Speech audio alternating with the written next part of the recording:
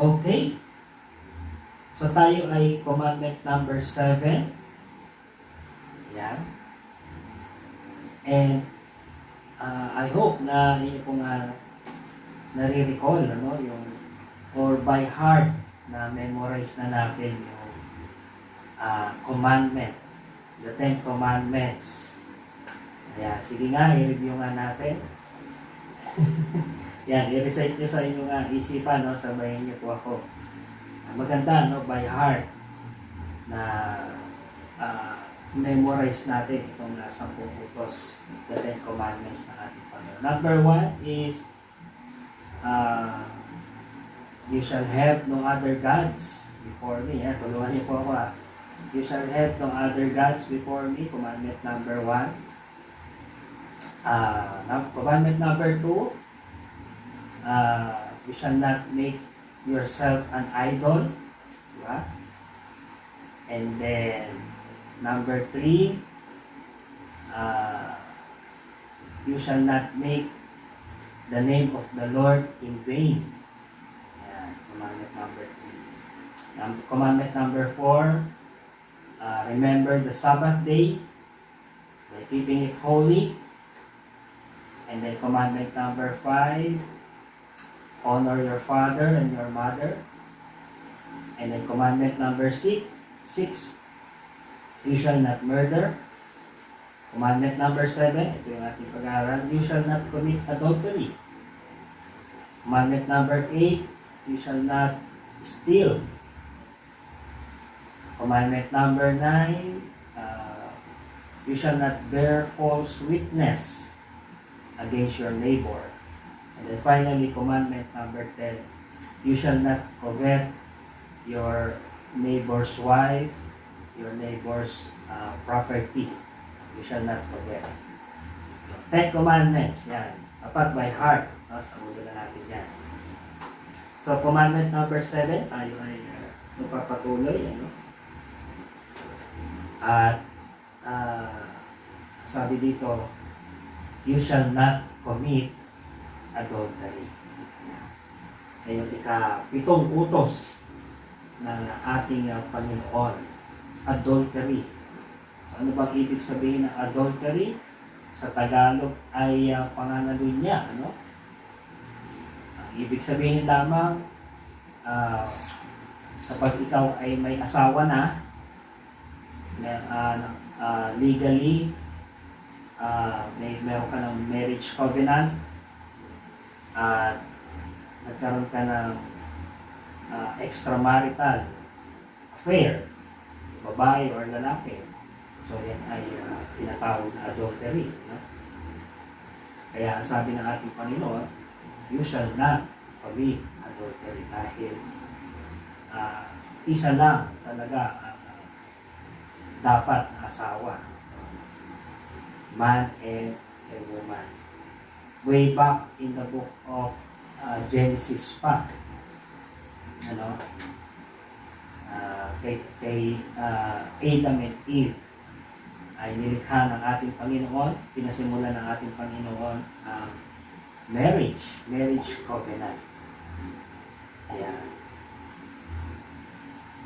At yun ay para lamang sa man and a woman. Okay? Wow! Magandang gabi, Teacher Raymond. Good evening. Kuya yung ba yun o si Nanay Juliet?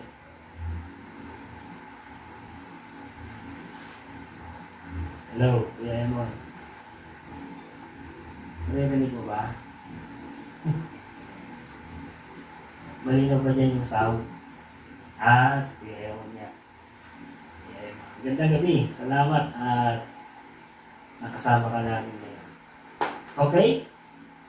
Yeah, so you shall not commit adultery at based sa pag-aaral, recent study. Nandun kila Tilian. Okay. So kasama mo dyan sila, Ate Joanna. Please.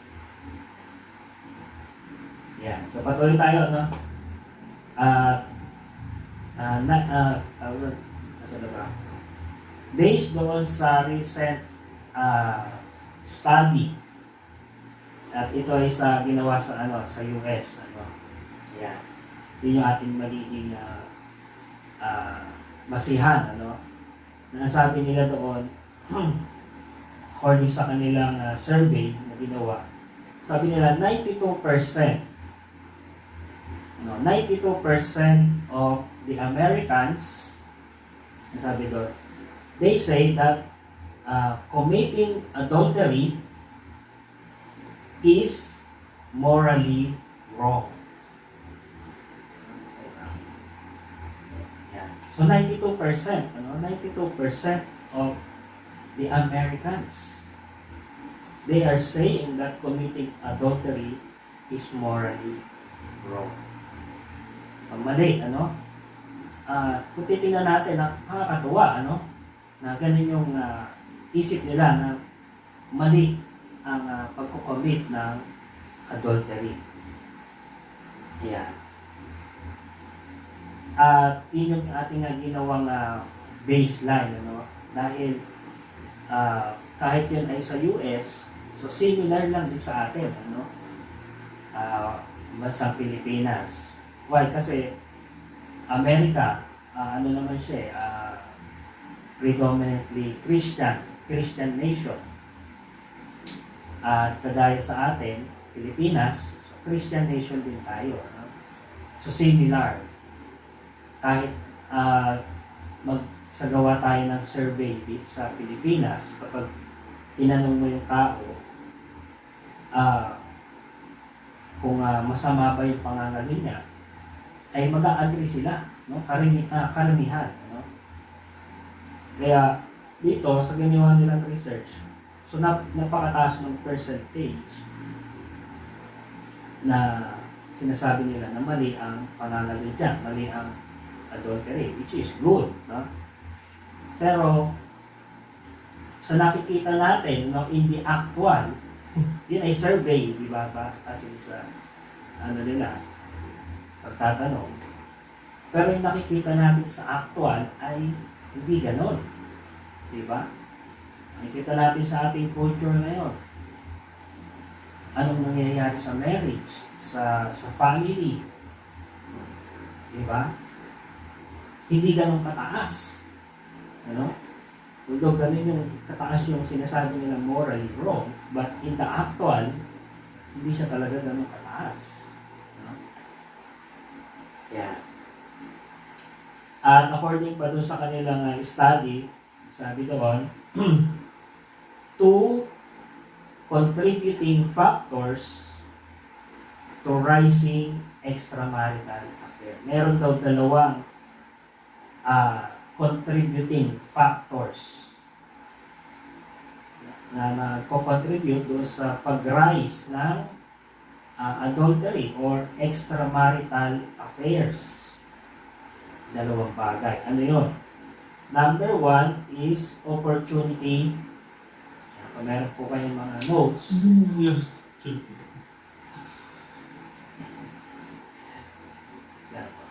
Yan. Yan. So number one is opportunity. And then, number two is delayed marriage. Those two are the contributing factors to rising extramarital affairs based on their research. At kahit naman hindi sa research nila, makikita din natin, right in our own very eyes. Opportunity, ano ibig sabihin?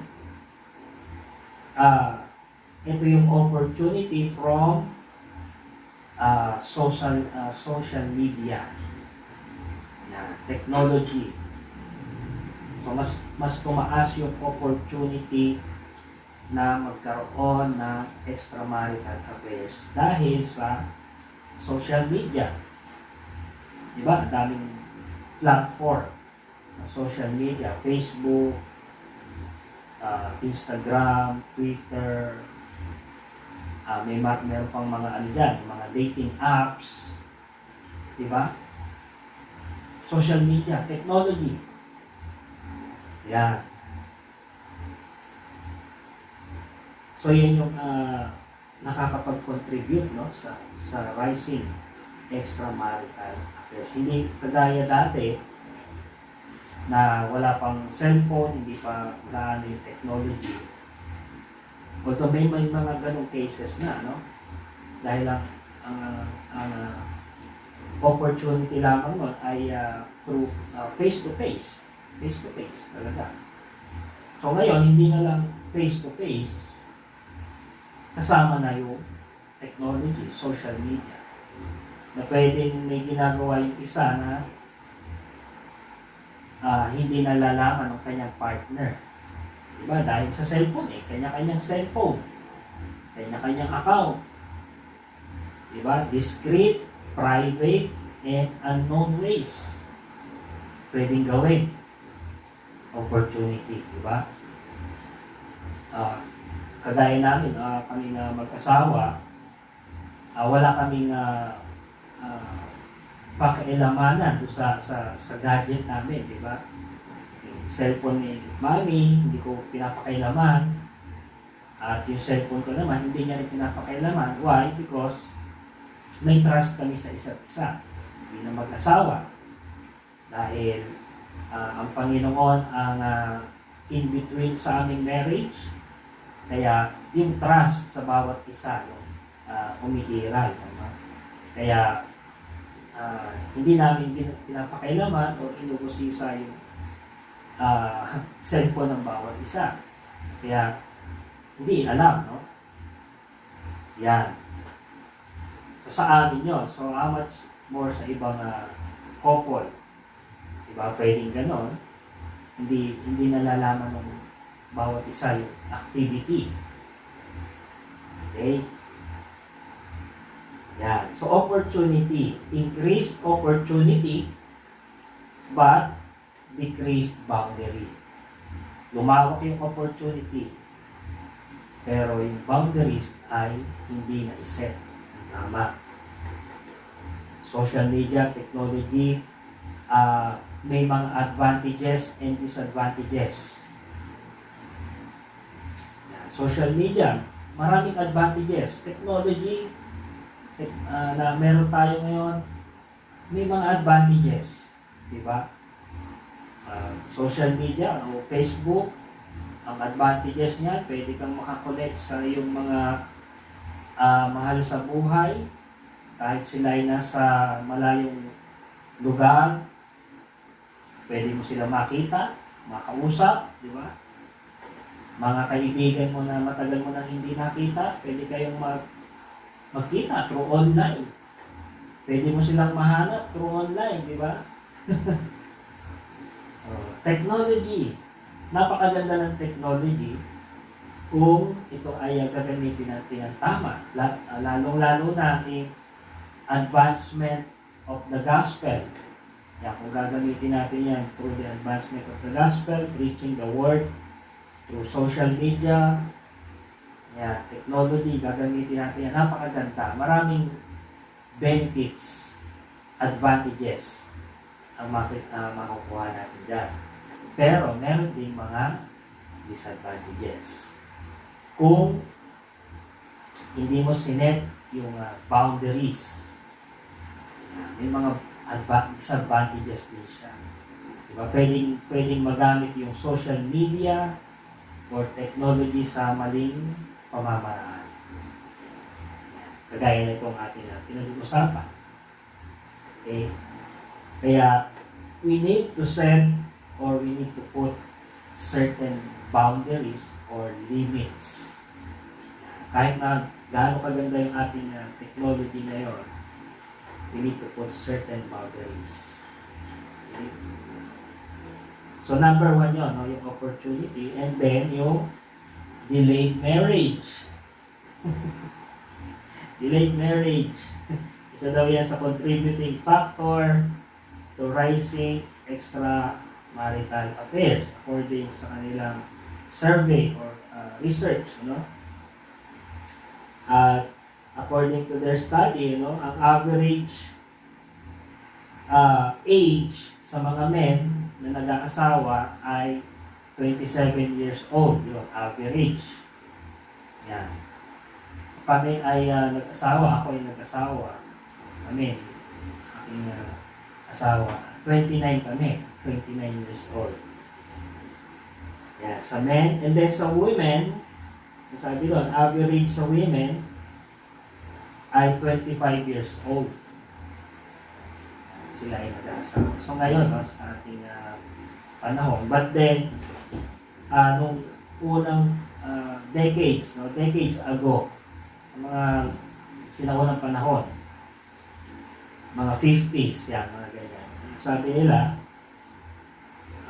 ang average daw sa men, yung age na kanilang pag-aasawa ay 22, so mas mababa, no? At saka sa women naman ay age 20. Why? Kasi wala pang masyadong ano nun eh. Diba? Yung mga panahon nun, 1950s, hindi pa masyadong boom yung technology, wala pang mga ganito, social media, wala pang masyadong pinagkakaabalahan ng mga tao. Diba? Kaya napakaaga nilang mag-asawa. Yeah. Unlike ngayon, napaka-competitive na ng buhay. Diba? Kaya ang karamihan nagseset, bago ko mag-asawa, kailangan establish na ako, kailangan may trabaho ako, may bahay, no? Stable yung income, no? Yung mga ganon, mind setting. Kaya humahaba yung age, delay yung sabi nila, delayed marriage. Dahil gusto nila ay makasettle muna bago mag-asawa. Pero not knowingly, yun pala yung isa din sa mga nagiging contributing factors. Why? Dahil sabi nila, so delayed marriage, parang ang sinasabi nila na nagpakasawa muna sila sa kanilang buhay binata at saka buhay dalaga. O, talagang in-enjoy muna nila yung pagiging single. Bago sila nag-asawa.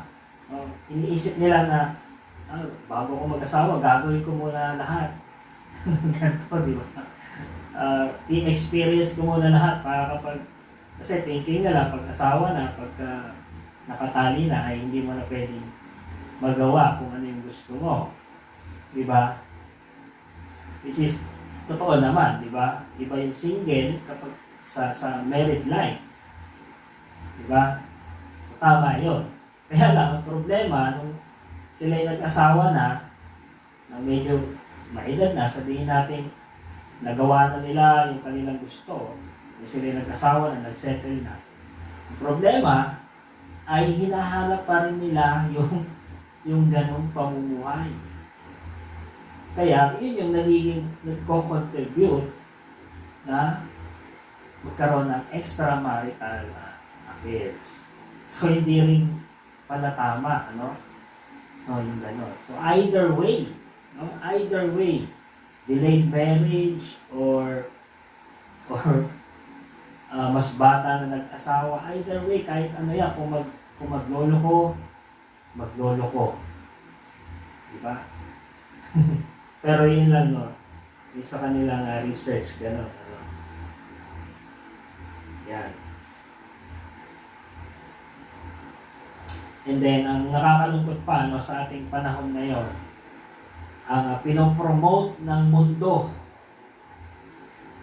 Ang sabi nila ay life is short, so have an affair. Life is short, have an affair.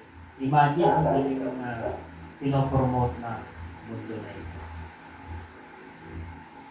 I-enjoy mo, no? Kahit sinasabi nila, i-enjoy mo kahit may asawa ka na. Gawin mo pa rin yung iyong gusto. Life is short. Have an affair. Sa nakakalungkot. And I believe yun ay satanic promotion. No doubt. No? Satanic promotion yun. Remember, si Satan,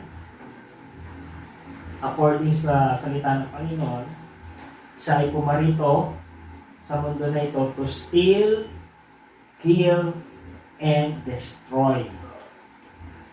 Tandaan po natin yan, mga kapatid. Yan po ang mga gawa at pakana ni Satanas. Steal, kill, and destroy. And he is here to destroy yung relationship, family relationship, marriage relationship, destroy the lives, no? Ng mga tao. Yan ang trabaho ng Satanas. Kaya yung mundo, ito yung pinapakita sa tao na wow, maganda sa paningin, masarap sa pakiramdam, maganda sa pandinig. Diba? Life is short, have an affair. Diba? Pero once na kumagat ka doon sa pangin ni Satanas, lagot ka na. Dahil he will condemn you. He will condemn you. Diba? Ganon si Satanas, mga kapatid. According sa salita ng Panginoon, ganon siya tumarabaho. Steal, kill, and destroy. Lust of the flesh, lust of the eyes, pride of life.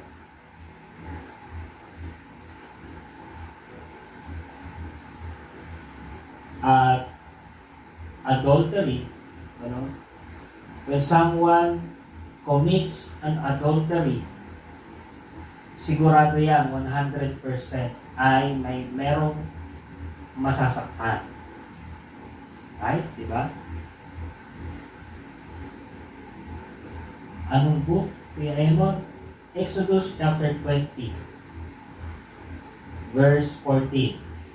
Yeah. Exodus 20 verse 14. Tayo nasa 7th commandment. You shall not commit adultery. So, ganun po, kapag may nag-commit ng adultery, sigurado may masasaktan. Either yung babae, lalaki, yung anak, o kapamilya. So, ganun ang mangyayari. And then, eventually, yung mangyayari yan, broken. Broken family. Broken relationship. So, marriages were lost, families were broken, and lives were devastated because of the sin of adultery. Kaya nga, isa yan sa commandment ng ating Panginoon. You shall not commit adultery. Dahil masisira ang buhay mo dyan, masisira ang relationship mo dyan. Diba? Okay? So God values marriage and ordained it as a loving, lasting, binding, holy, a lifelong covenant between man and a woman. So maganda, i-note natin yun. God values marriage and ordained it as a loving, lasting, binding, holy, lifelong covenant between a man and a woman. Ang Panginoon ang nag-create ng marriage. Way back in the book of Genesis, kay Adam and Eve. Ang Panginoon mismo ang nag-create, nag-invent, nag-design ng marriage. Actually, tatlo yan, no, na inordain ng ating Panginoon. Number 1 is marriage. Number 2 is government. Diba? Number 3, Israel and the church. Ang Panginoon ang nag-ordain sa Israel as His chosen nation and chosen people. At ganoon din sa church. God ordained the church as the bride of Jesus Christ. So, tatlo, Isa dyan yung marriage. So, God ordained it as a loving, so napakaganda, loving, lasting, binding, holy, a lifelong covenant. between a man and a woman. So God created marriage not for you to be happy, but for you to be holy. Yan. So, napakagandang principle na mga kapatid. Ano? Na kinreate ng Panginoon ang marriage between a man and a woman, not for them to be happy. No? Yun yung maling conception kasi ng tao. Na kaya sila magpapakasal para maging happy. Diba? E paano pag nawala na yung happy? Ano na mangyayari? But, hindi ganon, Tinirate ng ating Panginoon not to be happy, but for you to be holy. Yan. You are holy sa paningin ng ating Panginoon. Dahil remember, ang Panginoon ang nag-create ng marriage para sa man and a woman na kanyang likha. Kaya sa marriage yan ay holy or banal sa paningin ng ating Panginoon. Kaya nga kapag magsasama na yung man and a woman, diba, nag-exchange sila ng vows, covenant vows sa Bible and then sa Panginoon. Diba, sabi doon, in sickness and in health. Ano ba? Ano pa ba yung mga vow ba? In sickness and in health. Ano pa ba yung mami? Till death do us part. Diba? Sabi mga for richer, for poor. Yan, ganyan. Till death do us part. So may exchange ng vow. Bawat isa. At sabi ng Bible, yan ay ino-honor ng ating Panginoon. Okay? So, holiness. And take note, yan ay for a man and a woman. So, maliwanag naman yung salita ng ating Panginoon. Na yung marriage is for a man and a woman, not for a man and a man. Not for a woman and a woman. Na nakikita natin sa ating panahon ngayon, na na-redefine na yung marriage. Diba? Kinakasal na para yung lalaki. Kinakasal na para yung babae. So, hindi yun ang inordain na marriage ng ating Panginoon. Kaya, kapag ni-redefine ng tao ang dinefine ng ating Panginoon, standard ng ating Panginoon, ay yan tayo magkakaproblema talaga. Dahil nagdi-debate na tayo doon sa isinet na standard ng ating Panginoon. Okay? So that is for a man and a woman. Okay po? Eme po ba? Nandiyan pa po ba kayo, mga kapatid?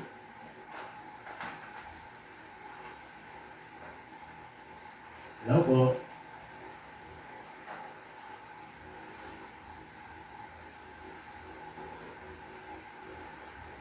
Hello. Hello. Yun. Nawala na.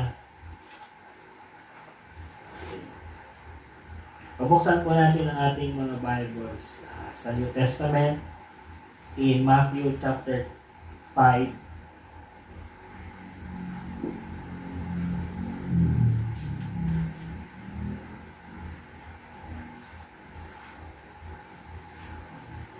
Yo, sinat na ni Mami.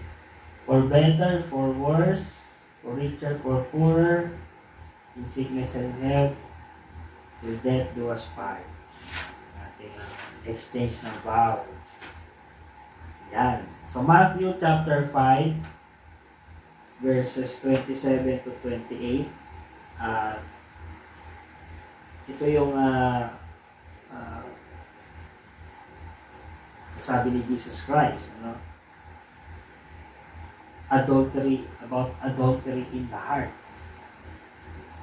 Sabi ni Jesus Christ, you have heard that it was said to those of old, You shall not commit adultery. Yan. Kino-quote ni Jesus Christ yung seventh commandment ng ating Panginoon. You shall not commit adultery. But I say to you, sabi ni Jesus Christ, that whoever looks at a woman to lust for her has already committed adultery with her in his heart.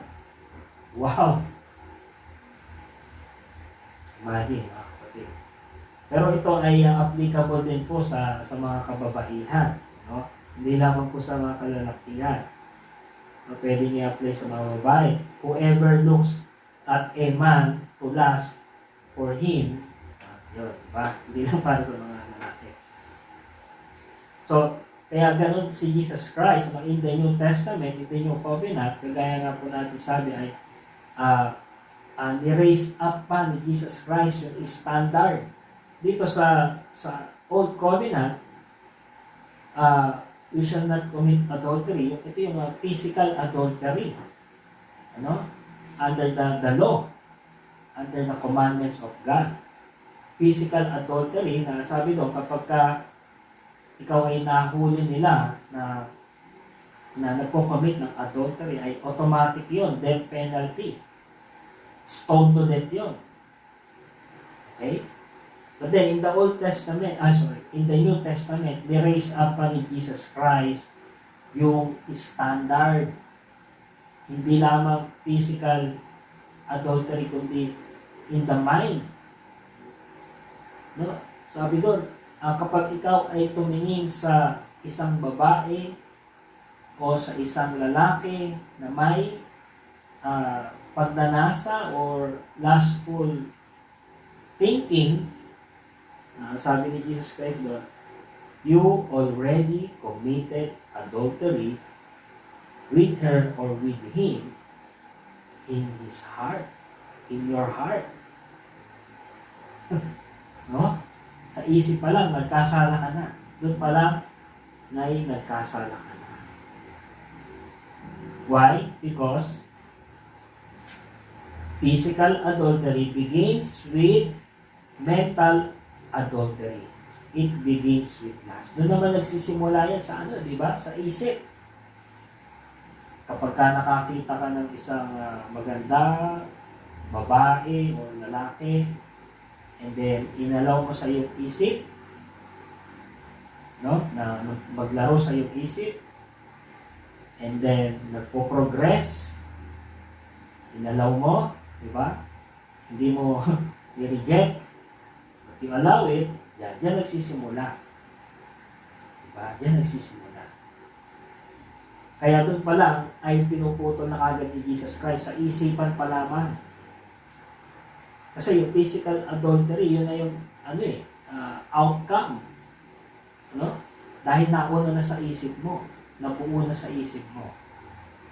Kaya doon pa lang ay pinapaano na ni Jesus Christ, pinapahinto na ng ating Panginoon. Doon pa lamang sa isipan pa lamang. Thoughts and imagination contribute greatly to our behavior. Kung ano yung ating iniisip, ini-imagine, makaka-apekto yan sa ating pagkilos, behavior, attitude. Okay? Kahit na sabihin mo, Pastor, sa isip ko lang naman hindi ko naman yung gagawin. Di ba? So, base sa salita ng Panginoon, kung nag-isip ka ng ganon, na lustful thinking sa isang tao ay you already commit adultery. At kailangan mo yung i-repent sa ating Panginoon. At alisin sa iyong isipan. At huwag nang i-allow na mag-progress yung mga bagay niya. In Philippians chapter 4 verse 8, Philippians chapter 4 verse 8, according kay Apostle Paul, sabi doon, finally, brethren, whatever things are pure, I'm sorry. Finally, brethren, whatever things are true, whatever things are noble, whatever things are just, whatever things are pure, whatever things are lovely, whatever things are of good report, if there is any virtue and if there is anything praiseworthy, meditate on these things or think on these things. So, ito yung sinasabi ni Apostle Paul na imbis na yan ang mga isipin nyo, yung mga lustful thinking, ay ito yung isipin nyo. Yung mga bagay na totoo, true, noble, just, pure, lovely, good report. Yan, ito yung mga bagay na i-meditate natin sa ating mga isipan. Dahil yan yung makaka-uplift sa ating behavior, sa ating attitude, sa ating personality. Diba? Okay? And then another verse in 2 Corinthians chapter 10 verse 5. 2 Corinthians chapter 10 verse 5, according pa rin kay Apostle Paul, casting down arguments and every high thing that exalt itself against the knowledge of God. You see, kapag may mga bagay na sa iyong buhay na ito ay above na sa ating Panginoon, against the knowledge of God, bringing every thought into the captivity to the obedience of Christ. So, ganun po ang ating gagawin, no, mga kapatid. Yung ating mind, yung ating thoughts, yung ating brain, ang sabi doon, isasubject natin, no, under the captivity to the obedience of Jesus Christ. Para hindi makapasok kung ano man yung mga ibinabato ng kaaway, Satanas. Mga nakikita natin, napapakinggan natin, lalo na sa social media world. Diba? So, hindi na yan nakatago. Makikita mo na yan. Na kapag hindi ka naging aware, inalaw mo makapasok sa iyong isipan, maglaro sa iyong isipan, ay pwede kang bitag dyan sa Satanas. Ano? Kaya ang sabi ng Panginoon, we bring our thought into the captivity to the obedience of Christ. So, ganun po ang ating gagawin para hindi makapasok ang anumang mga pinupukol ni Satanas sa ating mga isipan. Kasi dahil remember, ang ating isipan ay battleground. Battleground yan, ating isipan. Kaya kailangan palagi nakasubject sa ating Panginoong Jesucristo.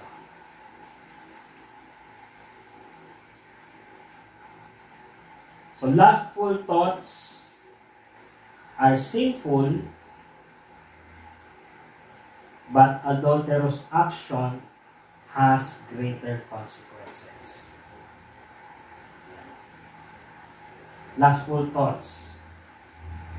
Na kapag ikaw ay nag-isip na ng lustful, ang sabi doon ay ikaw ay nagkasala na. Sabi ni Jesus Christ, you already committed adultery sa pag-iisip ng mga ganon.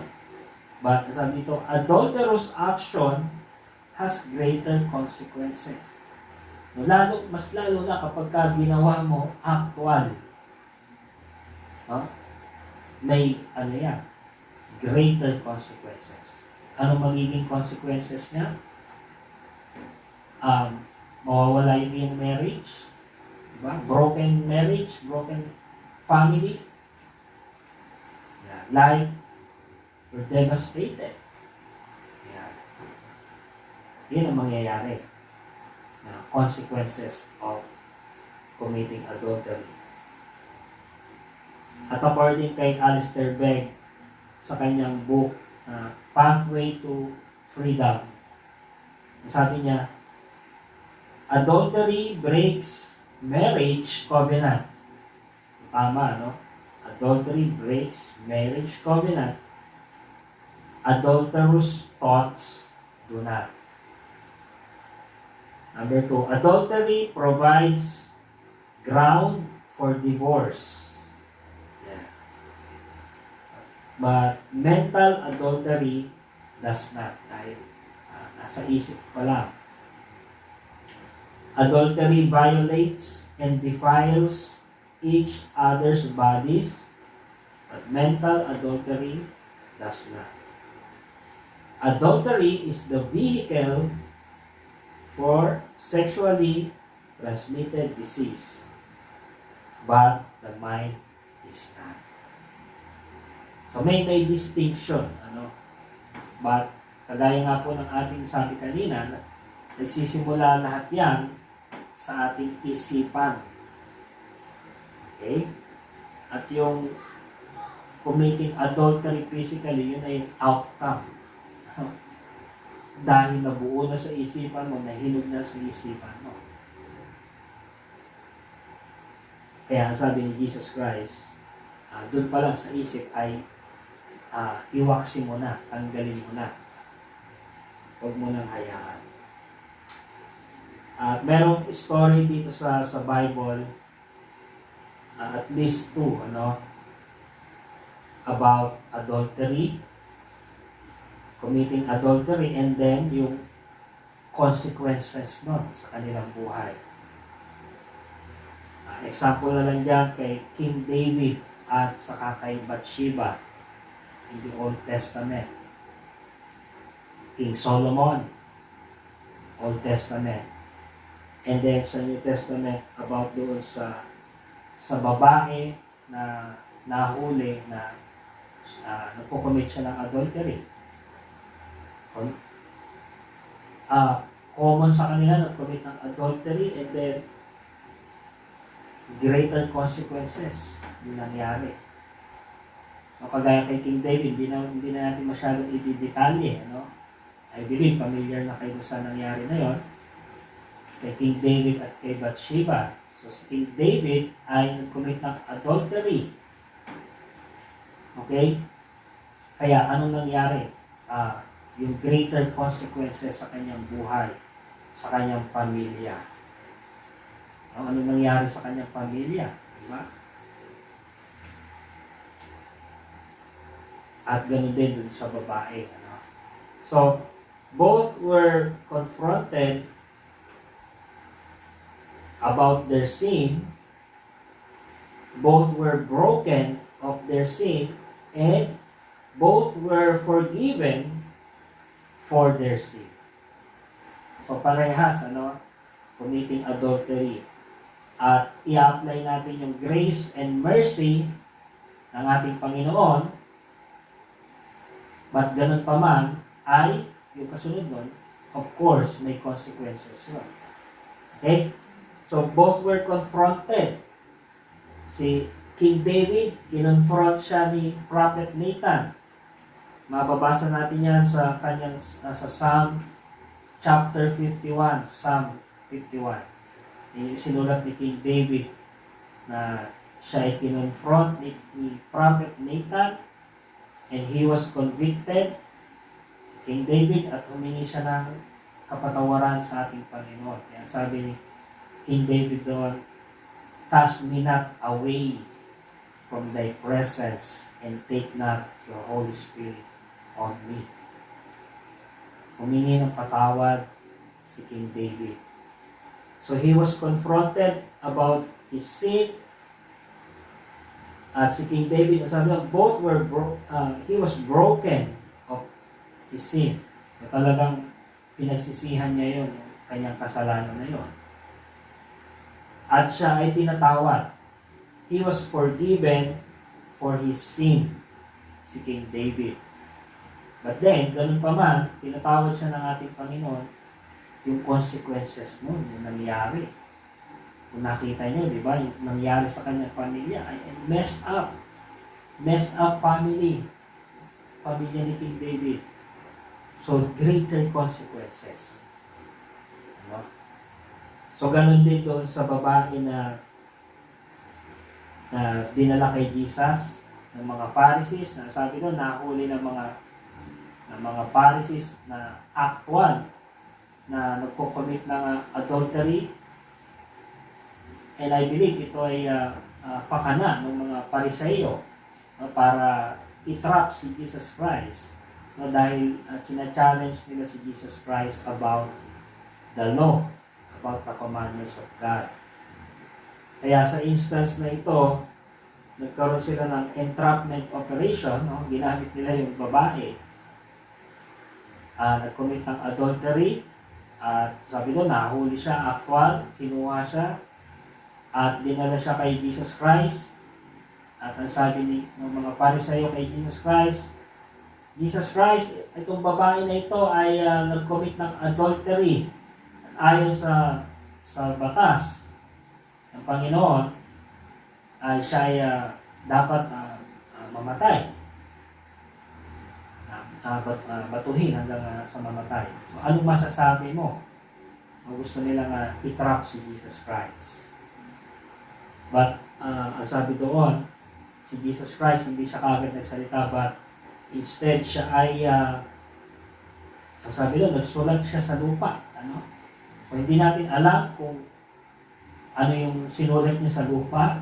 So, maraming speculation, yung mga Bible scholars, kung ano yung ginawa ni Jesus Christ. So, sabi ng iba, nagsulat siya ng mga pangalan doon.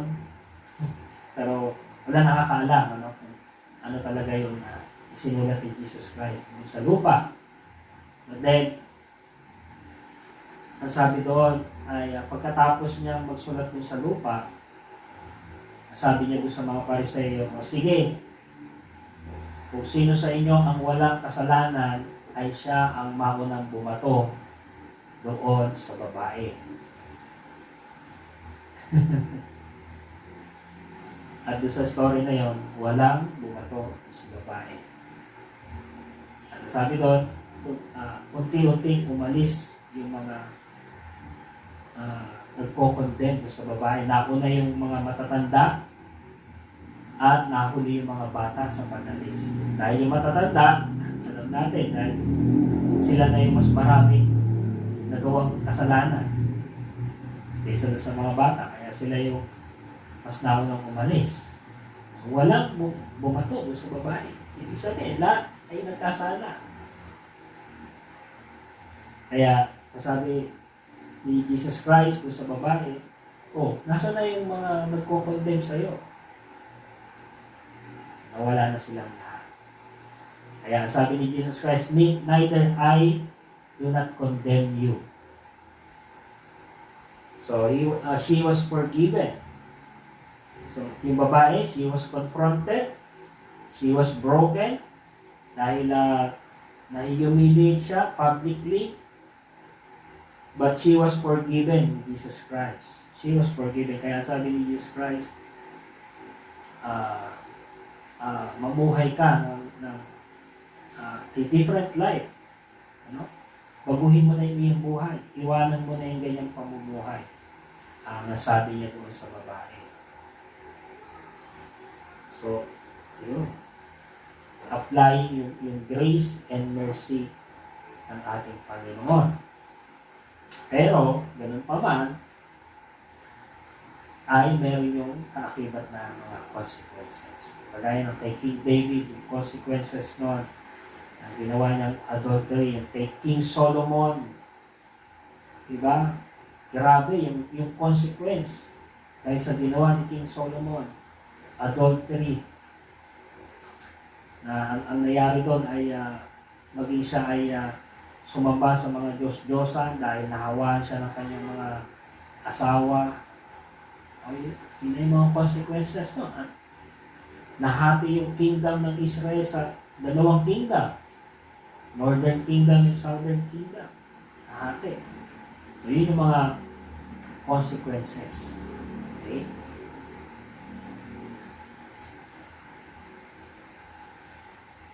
So, the mercy and grace of God. Nandun palagi. Nandun palagi yung grace and mercy ng ating Panginoon. But, you have to deal. You have to deal kung ano man yung magiging consequences mo. Okay? Kaya, sabi ni Apostle Paul, alisin mo na yung mga bagay na yan sa iyong isipan. Ang isipin mo na lang what is pure, what is holy, what is true, what is just. Yan yung natin na i-meditate sa ating isipan. Diba? According kay Apostle Paul. Para hindi na tayo mahulog sa mga ganyan bitag ni Satanas. Okay? So, honoring the seventh commandment, God calls for moral purity before marriage and fidelity in marriage. That is how we honor yung seventh commandment ng ating Panginoon. Moral purity before marriage. Kung ikaw ay single pa, no? You preserve your moral purity. At kung ikaw naman ay married na, fidelity. Trustworthy. Pag ikaw ay may asawa na. So that is how we honor the seventh commandment of God. And then lastly, ito, last na po natin ito, three biblical principle. Tatlong biblical principle na napakahalaga upang maiwasan natin yung mga ganyan, adultery. Number one is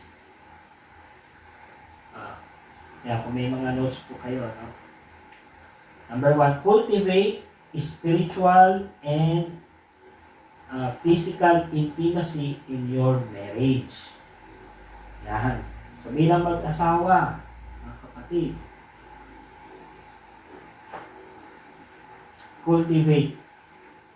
cultivate spiritual and physical intimacy in your marriage.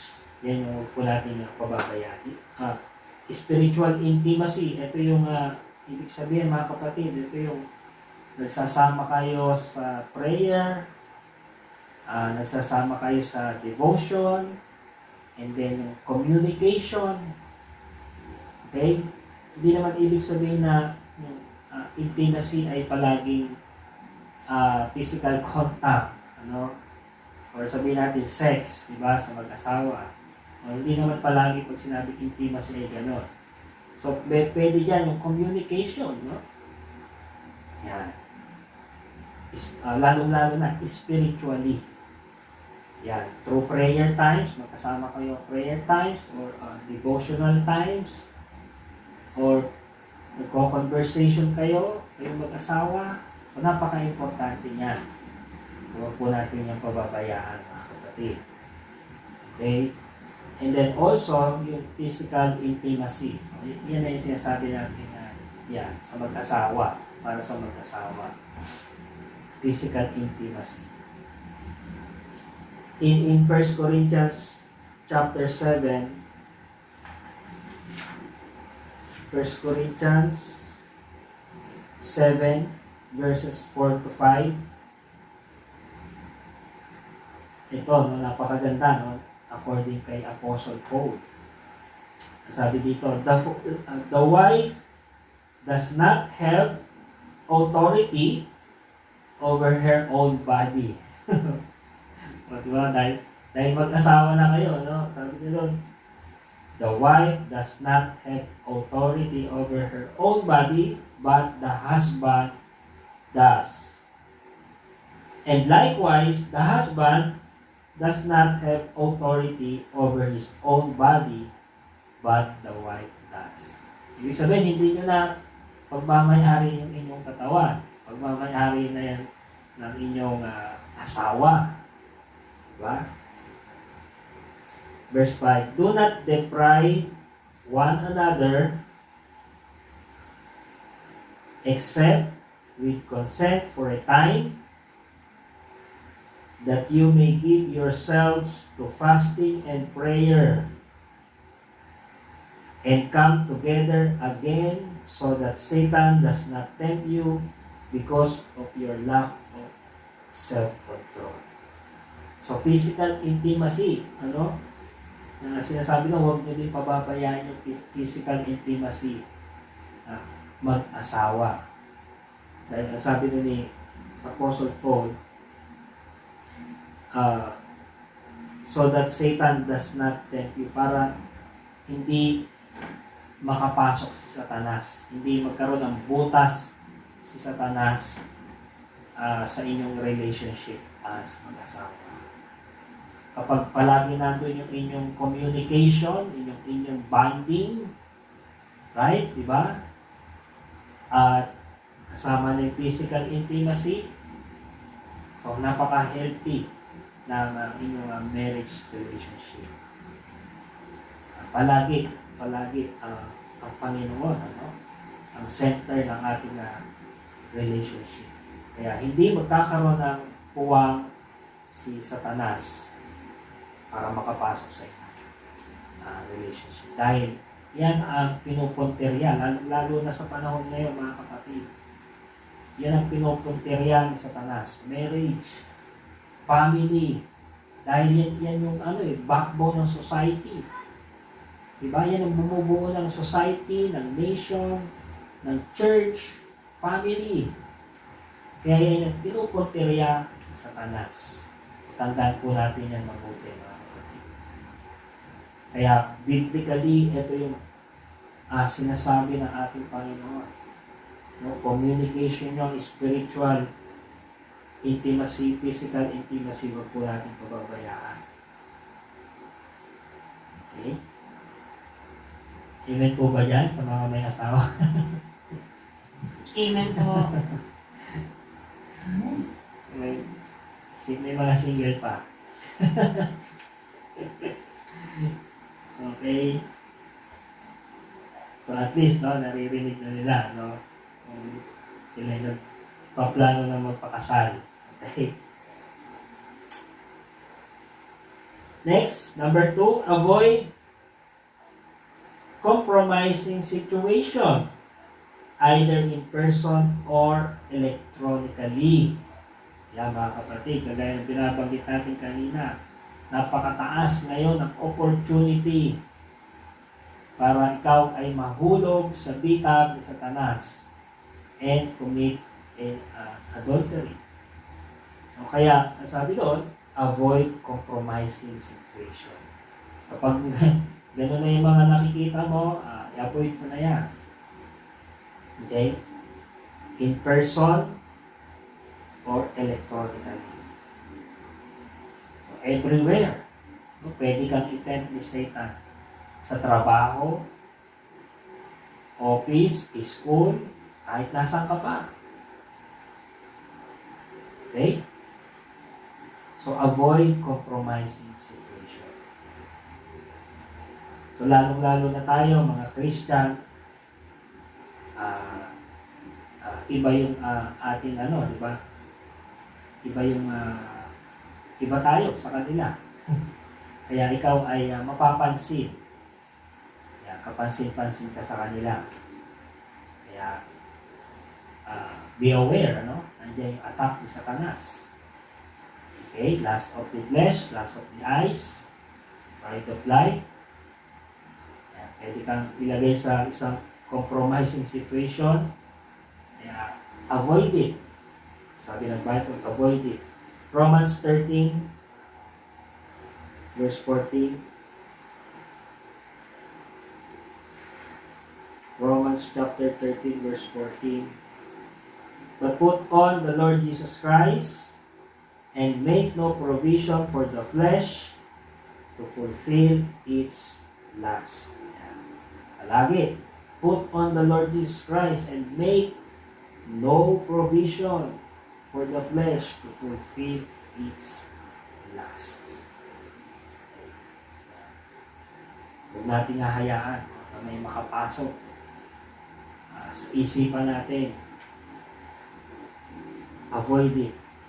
And then number 3, lastly,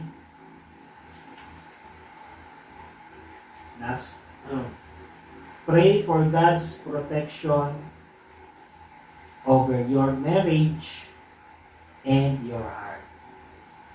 Pray, mga kapatid. Napaka-importante ng pananalangin.